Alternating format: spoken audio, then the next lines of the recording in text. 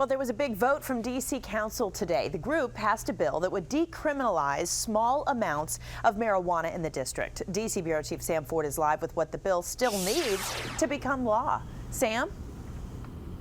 Yes, Allison. Well, Mayor Gray has 10 days to sign the law. Once he receives it, he says he will do that. And then after that, it goes to the Hill. Congress has 60 days to either overturn the law or do nothing, in which case it will take effect. The law passed overwhelmingly here today. If you ask people in D.C. about decriminalizing marijuana, you get a lot of opinions like these. Drug laws are putting too many people in jail. We're using too many police resources on marijuana. People are going to do it regardless, whether it's the law or not the law. Today, the D.C. Council voted overwhelmingly, 10 in favor, 1 against, 1 abstention. The bill passes. For Councilmember Tommy Wells' bill. Certainly everybody in America has had some family member, friend, or themselves smoke pot or get in trouble for it as well. The new law would not legalize, it would decriminalize the drug.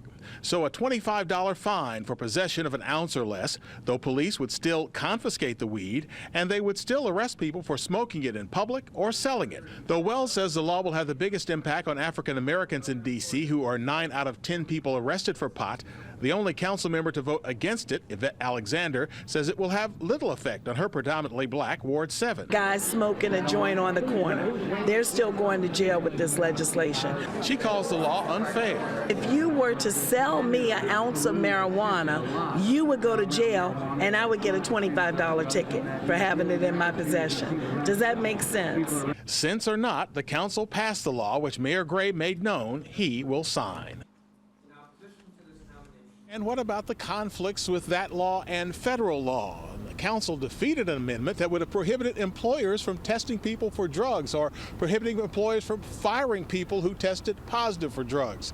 The bill's sponsor made clear that this law pertains to what the D.C. government does and sets policy for no one else. Reporting live from the John Wilson Building, Sam Ford, ABC 7 News.